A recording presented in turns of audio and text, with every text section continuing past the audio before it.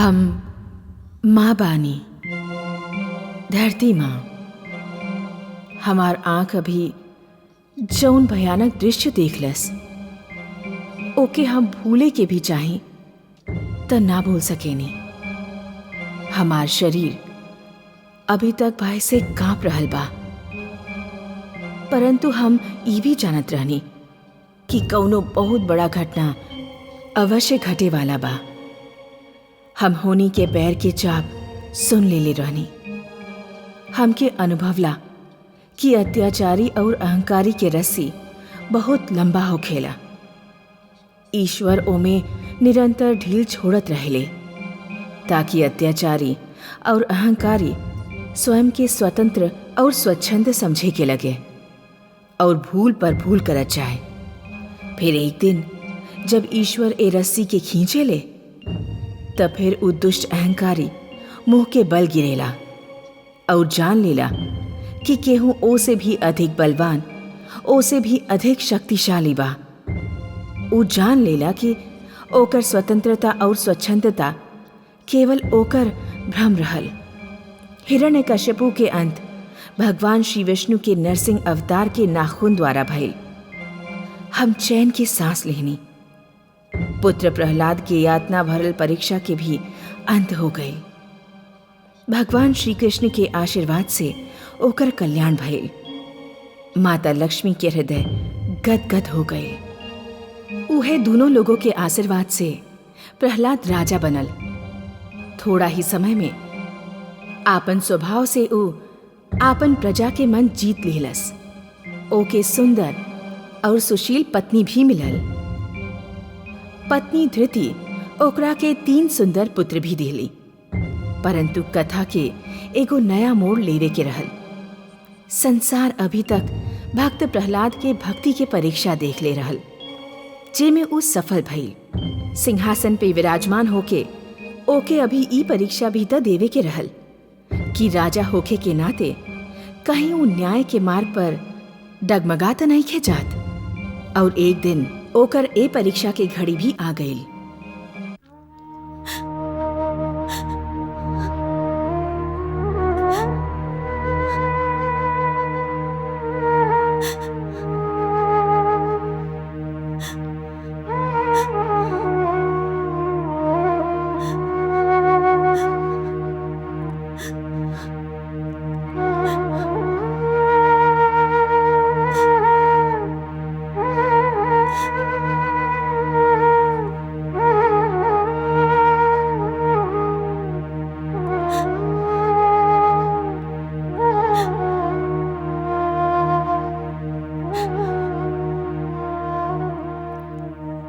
जौन भइल हमके ओकर खेद बा माते।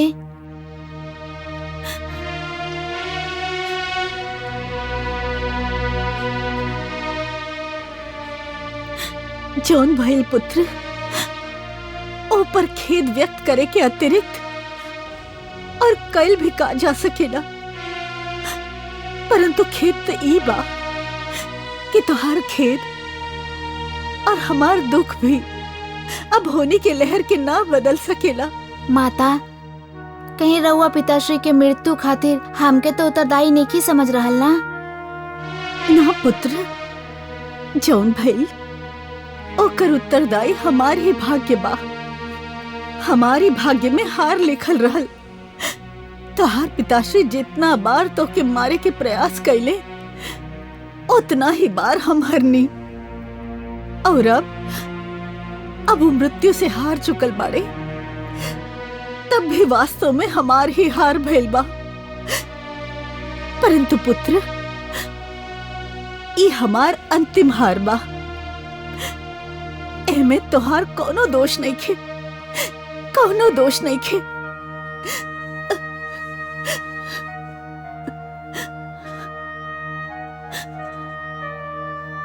हमार मन पे एगो बोझ बा माते।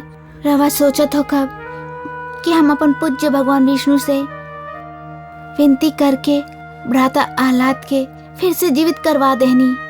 हम विष्णु से हट करके अपन गुरुजन षंड और अमर्क के काल के मुख से खिंच लेनी।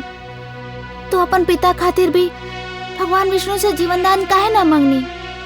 उनके पुनर्जीवन के वरदान से काहे वंचित रखनी? पुत्र, हमार पति तोहार पिता रहले कहाँ रहले?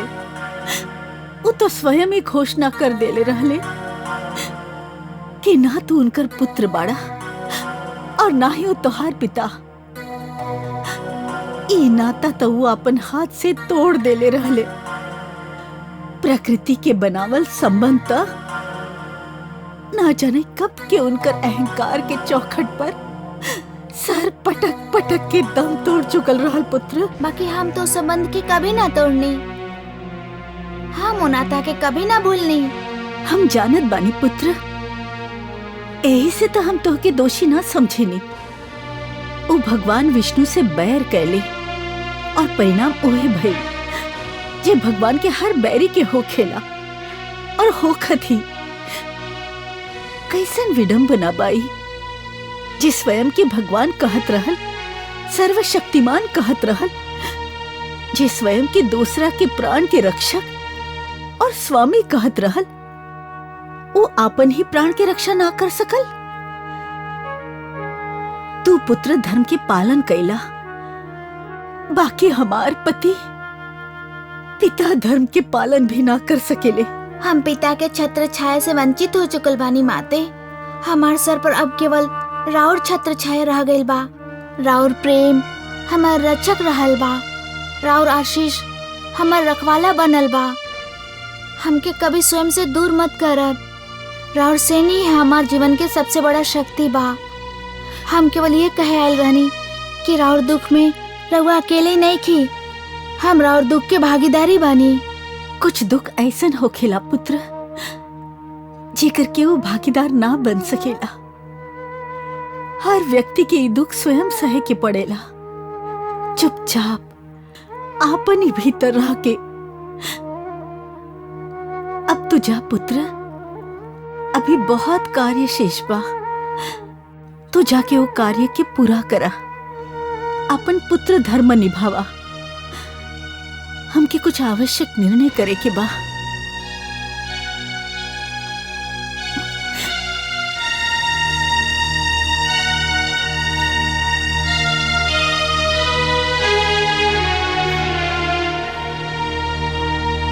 आज असुर कुल के सूरज अस्त हो गई। दुर्भाग्य के चंद्रमा अपन समस्त कालिमा के संगे असुर लोक के आकाश पर निकल आइल बा। देवराज इंद्र के गर्व के चकनाचूर करे वाला, असुरन के महानायक हिरण्यकश्यपु के रउआ सब असुर वीर पर एगो ऋण बा, जेके रउआ सबके चुकावे के बा। हमनी के अति शीघ्र ही निर्णय लेवे के बा कि हमनी के प्रिय महाराज के अंतिम संस्कार के करी। राजकुमार प्रहलाद और के गुरुदेव।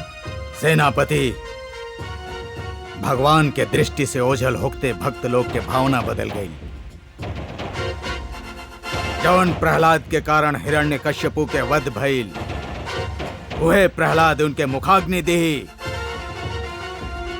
जौन प्रहलाद से हमनी के महाराज के विष्णु से अधिक घृणा रहल, ओ उनकर अंतिम संस्कार करी। महारानी के भी ये इच्छा बा गुरुदेव। महारानी के इस समय मानसिक स्थिति ऐसा नहीं खे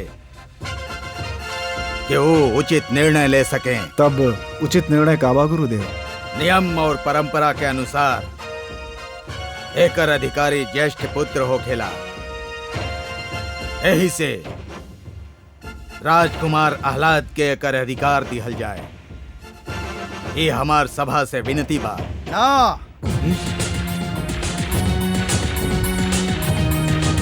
ना तो न्याय के दृष्टि से उचित बा, न ही धर्म के दृष्टि से। तू ये सभा के ही बतावे आइल बाड़ा कि तू महाराज हिरण्यकश्यपु के ज्येष्ठ पुत्र नहीं खा। ना गुरुदेव, हम तो इस सभा के ही बतावे आइल बानी कि हम आह्लाद महाराज हिरण्यकश्यपु के पुत्र ही नहीं की। राजकुमार आह्लाद, महारानी कयाधु तो के जन्म देहले बाड़ी और हम तोहार नामकरण कैले रहनी आह्लाद। सत्य बा, किंतु ऐसे बड़ा सत्य ई बा कि रुआ मंत्र पढ़नी, रुआ महाराज हिरण्यकश्यपु से संकल्प करावनी और हमके पूरा धार्मिक रीति से महारानी सिंहिका के गोद में डाल दिहल गई। महारानी सिंहिका हमार माता श्री रहली, हम महाराज विप्रचित्ति के पुत्र बानी। एक खातिर सामंतगण, महाराज हिरण्यकश्यपु के अंतिम क्रिया के अधिकार केवल प्रहलाद के बा। योकर ही अधिकार बा, नियम से भी धर्म से भी। एकर उपरांत भी यदि रउआ लोग प्रहलाद से ओकर अधिकार छीने के चेष्टा कैनी तो हम कह देत बानी, महाराज हिरण्यकश्यपु के मृत शरीर बिना अंतिम संस्कार के ही पड़ल रही।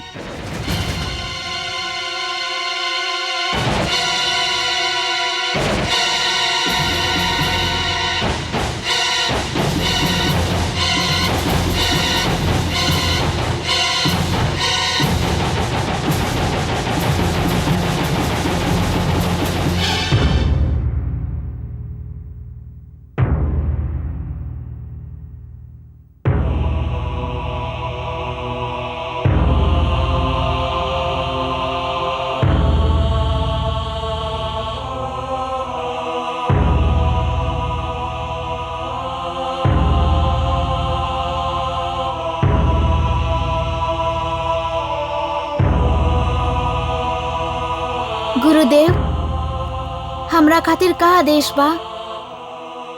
बस कुमार, महारानी कयाधु के प्रतीक्षा बा।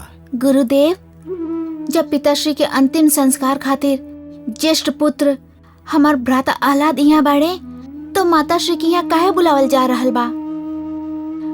हमार माता के हृदय बड़ा ही कोमल बा। वो अभी तक पिताश्री के मृत्यु से उभर नहीं पायल। वत्स, इस समय तो के अपन हृदय के वज्र के भांति इस्पात बनावे की आवश्यकता होगी। जौना समय असुरराज हिरण्यकश्यपु के चिता के अग्नि दिहल जाई,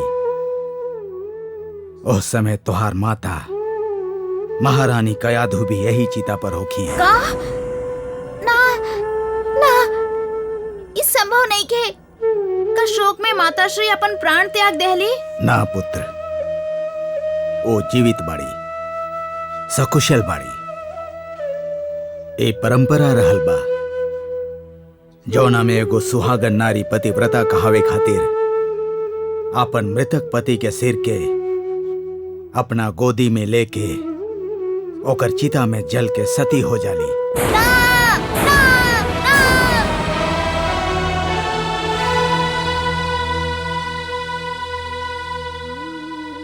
आग के भयानक खेल जौन हम अपन बुआश्री के संगे देख ले बानी, वही खेल रहुआ लोग हमार माताश्री के संगे परंपरा के नाम पे खेले चाहत बानी तो हम वो खेल ना होके देव। हम आज ही भयानक परंपरा के अपन पिताश्री के चिता में जला के समाप्त कर देव। गुरुदेव,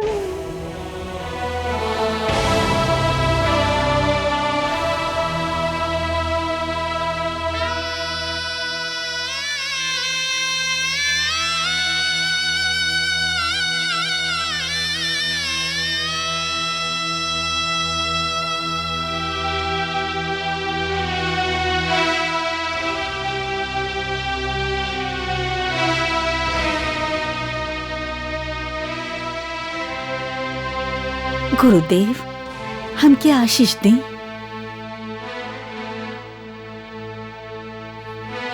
देवाधिदेव महादेव, तोहके अपन अंतिम कर्तव्य बिना कोनो संकट के पूर्ण करे के शक्ति प्रदान करें।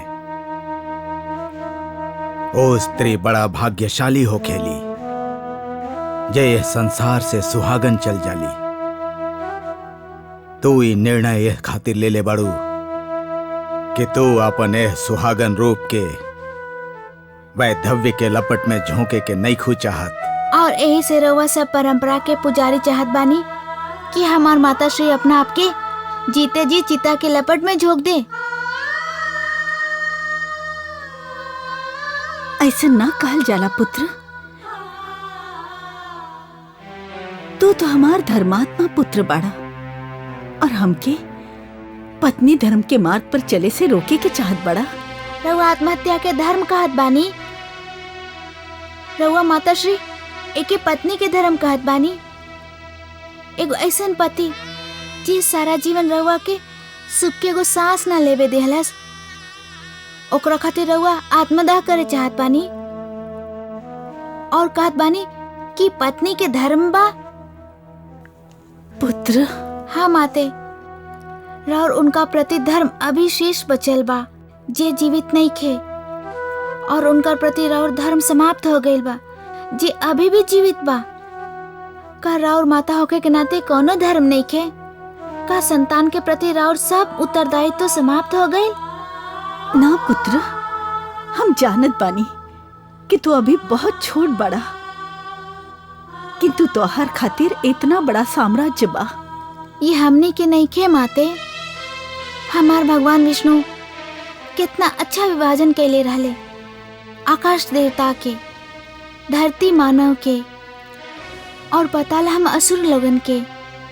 हमार पिताश्री देवता लोग से आकाश छीन ले ले, मानव से धरती छीन ले ले, और ऐसे हमार विष्णु उनके दंड देहले। किंतु रउआ माता होके हमके कौन बात के दंड दे रहल बानी? अच्छा माते बताई, का अभी तक रउआ ई मृत देह के पिताश्री मान रहल बानी? परंतु पुत्र, ये मृत देह तो उनकर ही बाना। हाँ माते, किंतु ई तो केवल देह बा जेके अभी अग्नि राख में बदल दी। हमने के संबंध तो वो आत्मा से रहल जोन अब नहीं खे। तो सत्य कहला पुत्र, किंतु संसार हमके का कही? मृत्यु के भय से हम अपन पत्नी धर्म छोड़ दीनी। ना माते, जे न जाने कितना बार अपन पति के हाथे अपन पुत्र के मृत्यु के मुख में जात देख ले बिया, वो पीड़ा के झेल ले बिया, ओके मृत्यु से भय ना माते ना। केवल धर्म के नाम पर हमसे अपन माता के छाव मत छीनी। केवल परंपरा खातिर हमके अनाथ मत करी माते। पुत्र पुत्र पुत्र, हम तो के धन्यवाद देत बानी। तो हमके माता होखे के अधूरा कर्तव्य के स्मरण करौले बड़ा। हम जिया पुत्र, अपन संतान खातिर हम केवल एगो पत्नी ना, माता भी बानी। ठीक बा माते, तो हमके आज्ञा दी कि हम अपन पिता के देह के अग्नि दी।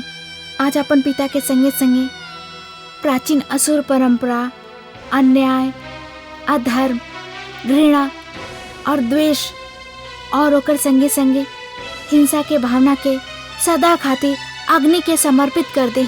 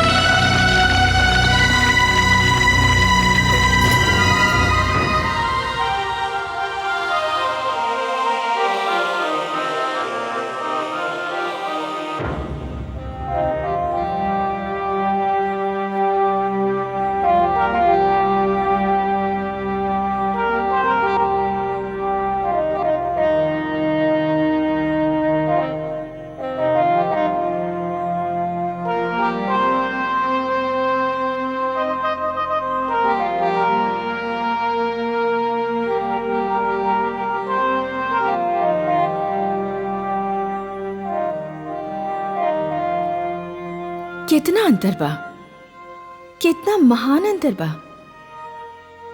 कैसन अंतर महादेवी? रउआ के कौन बात में अंतर दिखाई दे रहा बा?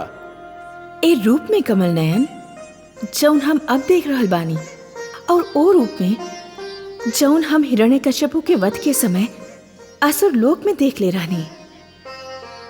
कहाँ ई पुष्प के भांति खिलल मुख जे पर उषा के लालिमा बिखरल बा, ई शांत और क्षीर सागर जैसन नयन जेमे केहू उतरल चलल जाए तभी ओकर गहराई ना नाप सकेला।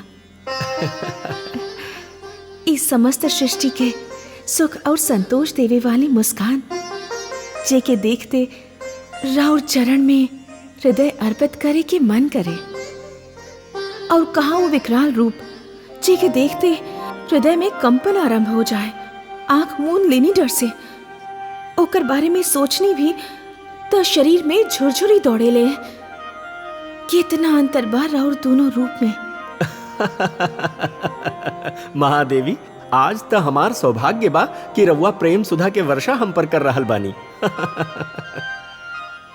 हम तो रउआ से पहले भी कह चुकल बानी महादेवी कि आपन भक्त लोग के उद्धार खातिर हम कौनो भी भयानक रूप धारण कर सकेनी। भक्ति के शक्ति हमसे उ सब करा सकेले जेकर कल्पना भी ना कईल जा सकेला। परंतु ऊ क्रोध जैसे ज्वालामुखी फटफड़ल होखे, जैसे समस्त सृष्टि में भूकंप आ गईल होखे, जैसे सागर आपन सारा शक्ति के संगे विफर उठल होखे। हम तो समझ ले रहनी कि आज सृष्टि के पालनहार स्वयं ही सृष्टि के संहार करे पर तुलल बा। सत्य तो ई बा कि हम अत्यंत भयभीत हो उठल रहनी कमल नयन, अत्यंत भयभीत। महादेवी, हम सब कुछ सहन कर सकेनी महादेवी, परंतु यदि कोनो व्यक्ति अभिमान में ई कहे लगे कि वो स्वयं ही ईश्वर बा, हम ओके कदापि सहन ना कर सकेनी। हम ई भी सहन ना कर सकेनी महादेवी कि अहंकार के ई भ्रम हो जाए कि उस सदाचार पर सदा खातिर विजय प्राप्त कर ले लेबा, अंधकार के ई भ्रम हो जाए कि वो प्रकाश पर विजय प्राप्त कर ले लेबा, या फिर असत्य यह भ्रम में पड़ जाए कि वो सत्य पर विजय पा ले लेबा। बाकी हम का करी कमल नयन? हम तो राउर यही रूप पर मोहित बानी जौन ए समय हमार नेत्र देख रहल बाड़े। यह सुंदर मुखड़ा हमार मन में बसल बा। ई मुकुटधारी ललाट, ई सूर्य और चंद्र के लजावे वाला सुंदर मुखड़ा, ई दीप समान जगमगाते नेत्र, यही के देख के ही हम आपन हृदय राउर चरण में रख देले रहनी। महादेवी, यदि राउर यह इच्छा बा कि हम ऐसन भयानक रूप कबो धारण ना करी, तो हम रउआ के वचन देतानी एकर आगे कबो ऐसन रूप धारण ना करब जे के देख के रउआ भयभीत होगी।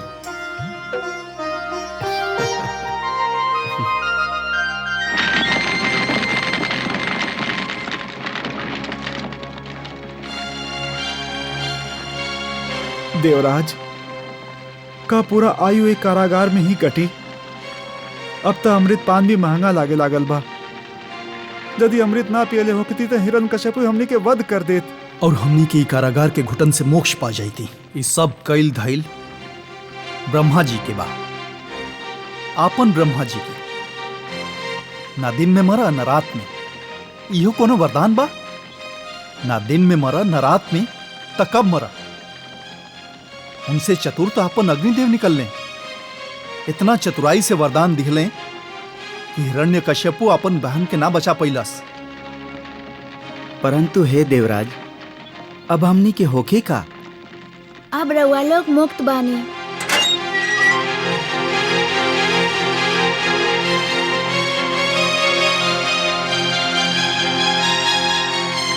महारानी कयाधु, राजकुमार प्रहलाद, रउआ दोनों यहाँ? हे देवराज, हम असुराज हिरण्यकश्यपु के पुत्र प्रहलाद रउआ सबसे अपन पिताश्री के व्यवहार के क्षमा मांगत बानी। रउआ सब मुक्त बानी। राजकुमार प्रहलाद, राउर मधुर वाणी सुन के मन के बहुत संतोष मिलल, किंतु रउआ बुरा मत मानी। यदि हमनी के मुक्ति के आदेश स्वयं दानवेंद्र दे त। हे वरुण देव, हमार पिताश्री ना रहले, हम अभी उनकर अंतिम संस्कार करके आ रहल बानी।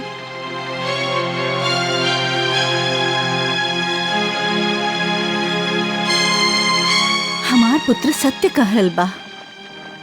किंतु ब्रह्मा जी के वो वरदान के उपाय तो असंभव बा। देवराज, लागत बा हमार पिताश्री के जैसन रउआ भी यही भ्रम में बानी कि स्वयं ब्रह्मा जी के रचले उनकरा खातिर असंभव का हमार भगवान विष्णु खातिर हमसे हमार मार्गदर्शक देवर्षि नारद जी कहले रहले, ओम पूर्णमदः पूर्णमिदं पूर्णमुदच्यते पूर्णस्य पूर्णमादाय पूर्णमेवावशिष्यते।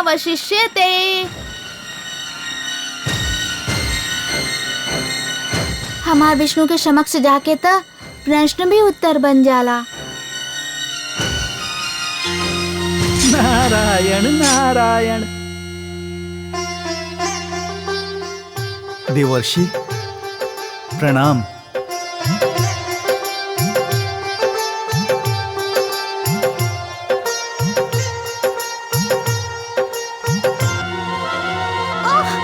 आवो आवो हमरा संगे। आवो हमरा संगे।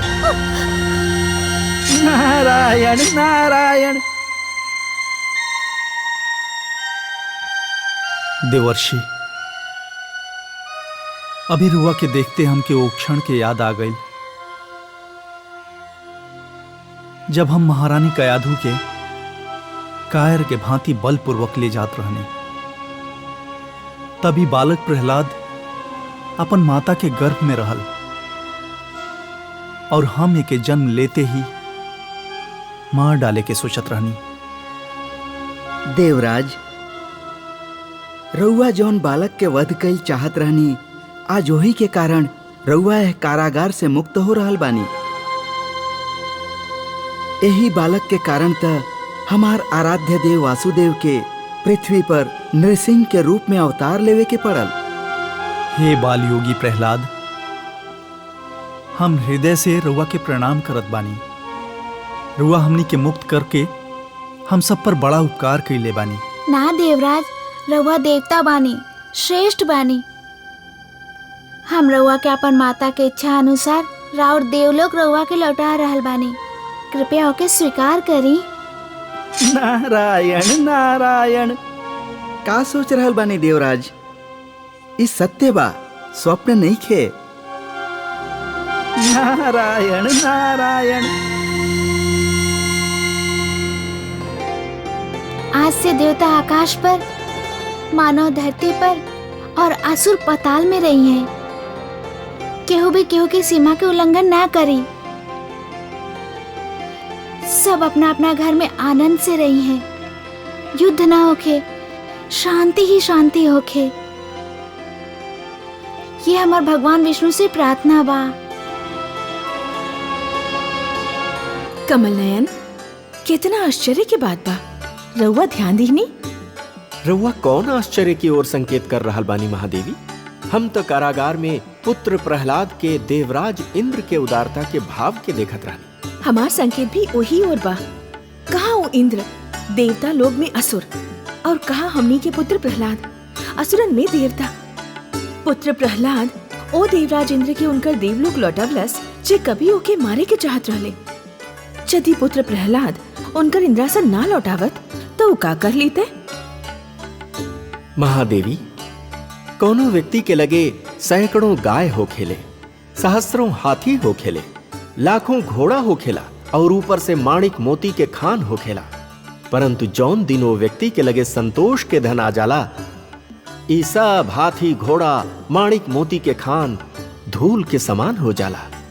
प्रहलाद के लगे संतोष के धन तबे से रहल जब से वो माता के गर्भ में रहल। इतना श्रेष्ठ बालक जौन दिन राजा बनी, ओकर प्रजा कितना सुखी होगी। हाँ, ई तबा प्रहलाद भी एक दिन राजा अवश्य बनी। हमके नहीं खिलागत पद्मनाभ, अभी तो ए बालक में कौनो प्रकार के स्वार्थ नहीं खे। महादेवी, राजा में ये गुण होखल भी आवश्यक बा। जौन व्यक्ति निजी स्वार्थ के त्याग न सकेला, वो अच्छा राजा कबो न बन सकेला। हम सोचत बानी कमल नयन, काहे ना सारा संसार प्रहलाद की भांति हो जाए। महादेवी, जैसे स्वाति के हर बूंद मोती ना होखेला, जैसे कोयला के हर खान में हीरा ना होखेला, जैसे असंख्य तारा के बीच एक ही चंद्रमा होखेला और समस्त ग्रह मंडल में एक ही सूर्य होखेला, वैसे हर प्राणी प्रहलाद त ना हो सकेला ना महादेवी। एगो इतिहास पुरुष के बनावे खातिर हमके असंख्य प्राणी के जन्म देवे के पड़ेला, और यही खातिर है महादेवी, प्रहलाद के महिमा खातिर हिरण्यकश्यपु के होखल आवश्यक बा। रउआ सत्य कहत बानी पद्मनाभ। ओ देखी कमल नयन, पुत्र प्रहलाद शुक्राचार्य के आश्रम की ओर काहे जा रहल बा?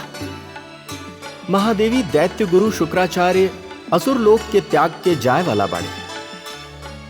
हो सकेला कि पुत्र प्रहलाद शिष्टाचार के नाते उनके विदा करे जा रहल होखे।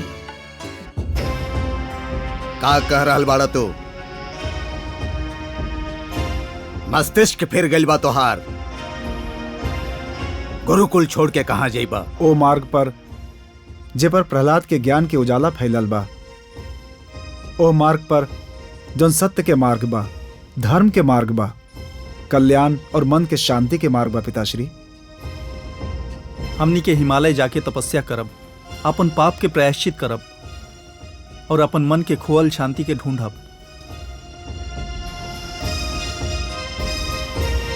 हमनी के यहाँ शिक्षा भी ना मिलल और हमनी के मन के शांति भी खो गई।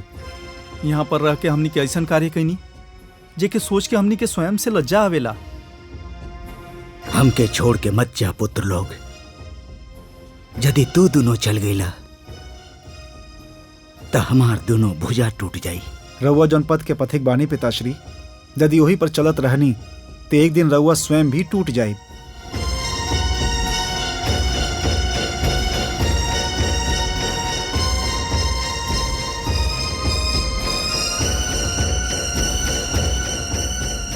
हमनी की आज्ञा दी पिताश्री।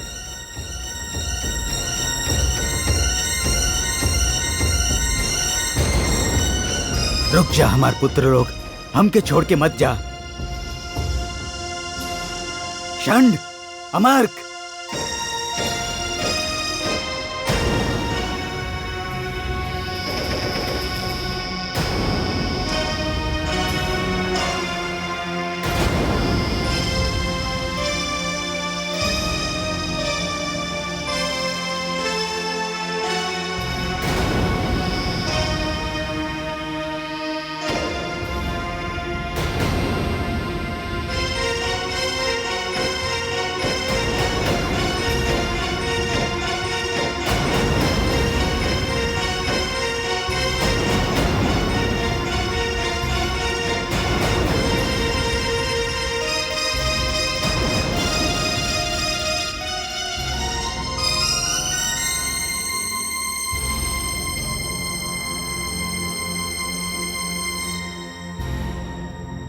आयुष्मान भवा।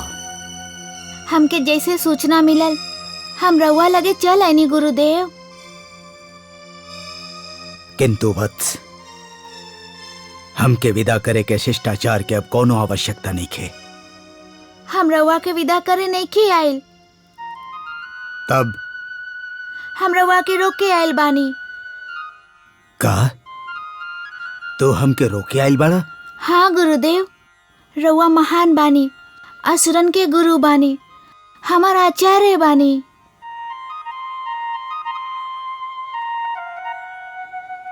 किंतु अब हमार तोहके का आवश्यकता बा?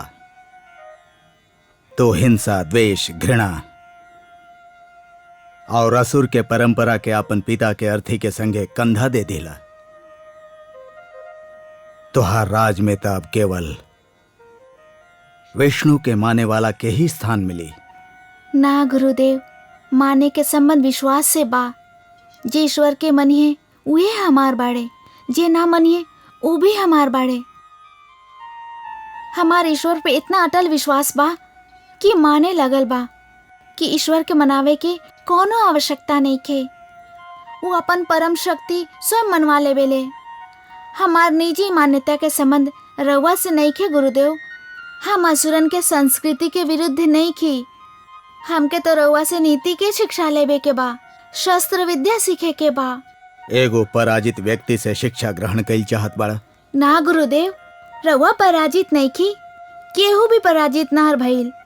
पराजय भइल बा दोषपूर्ण सिद्धांत के, दोषी नियम और परंपरा के। रउआ कल भी आचार्य रहनी और भविष्य में भी आचार्य रहब।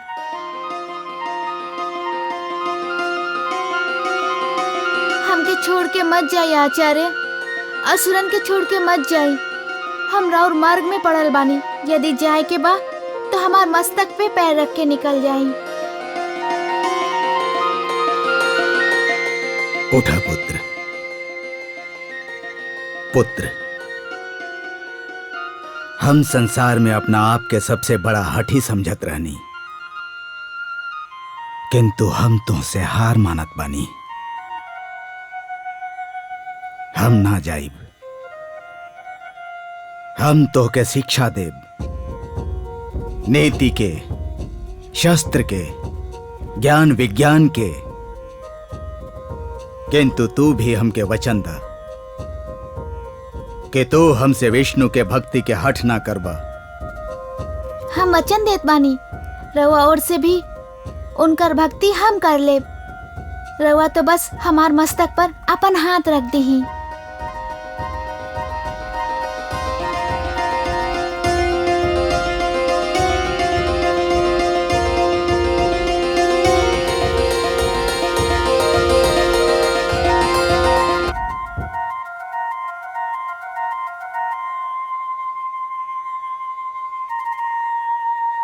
का भइल महादेवी? रउआ तो कहले रहनी कि पुत्र प्रहलाद संकट के विदा करे जा रहल बा। संकट? कैसन संकट महादेवी? हमार तात्पर्य शुक्राचार्य से बा। शुक्राचार्य? का भइल, सकुशल तो बाड़े? शुक्राचार्य तो सकुशल बाड़े, किंतु हमार पुत्र प्रहलाद की कुशलता के का होखी? अब का कैलस राउर पुत्र? का कैलस? ऊ अपन आंगन में नाग पाल ले बा। अब नाग तो ओके डसी ही। महादेवी, रउआ चंदन के वृक्ष देखले बानी? देख ले बानी कमल नयन। चंदन के वृक्ष के चारों ओर नाग ही नाग होखेले, बाकी उनकर विष के प्रभाव वृक्ष पर पड़ेला ही ना। अपन प्रहलाद भी चंदन बा। ई बात उपहास में टाले वाला नहीं खे वासुदेव। पुत्र प्रहलाद कितना सीधा, कितना सरल बा। शुक्राचार्य रूपी संकट अपने आप टलत रहल, अच्छा भला वो जात रहल, किंतु पुत्र प्रहलाद अपन सबसे प्रबल विरोधी के अपन संगे रख लेलस। एक का रीति भइल कमल नयन? महादेवी, बच्चा बा, अबोध बा, सीख जाई। अच्छा ये बताई कि का रउआ जानत बानी कि सबसे बड़ा नीतिज्ञ के होखेला? ना नारायण। सबसे बड़ा नीतिज्ञ ऊ होखेला जे अपन विरोधियन के संगे लेके चलेला। ऐसे तो यह सिद्ध हो रहा बा कि प्रहलाद उतना सरल नहीं खे जितना कि रउआ समझ रहा बानी। अभी तो देवर्षि नारद से ही पता चली कि नीति के शिक्षाऊ प्रहलाद के कब देहले। राउर बात तो कभी कभी हमार समझ से परे हो जाला वासुदेव। महादेवी, हमनी के प्रहलाद के राजा बने के बा और एगो अच्छा शासक के विरोधी तो होके के ही चाहिए। जब तक ओकर विरोधी ना होखिए, उ सतर्क ना होखी, सावधान ना होखी और प्रजा में प्रिय भी ना होखी।